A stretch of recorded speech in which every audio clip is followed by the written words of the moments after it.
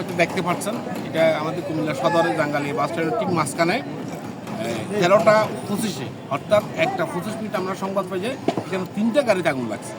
আমরা সঙ্গে সঙ্গে আমাদের এই কুমিল্লা সদর ইভিজেড, আপনারা দেখেন ইভিজেড থেকে 2টা ইউনিট পাঠাই, ওরা আগুনটা চতুর্দিকে ঘিরে আগুনটা নিবানোর চেষ্টা করতেছে এবং শেষ প্রান্তে 13টা 45-এ আগুন নিয়ন্ত্রণে আসছে।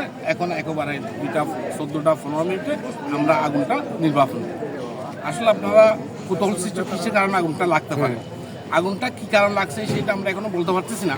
কারণ এই বিল্ডিং, এই গাড়ির বাস দুটোটা এক হিসাবে পরিত্যক্তর মতো, অনেক গাড়িতে শাখাও নাই, ঠিক আছে।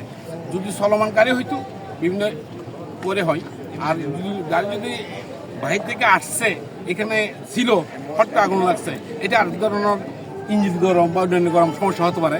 এই তিনটা গাড়ির ব্যাপারে আমরা তদন্ত করব, তদন্ত করার পরে কারণটা কি বা ক্ষয়ক্ষতি কত হতে পারে তারপর আমরা জানাতে পারবো।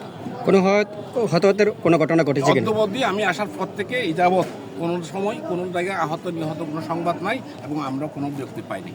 আমরা শুনতে পেলাম যে এখানকার ওই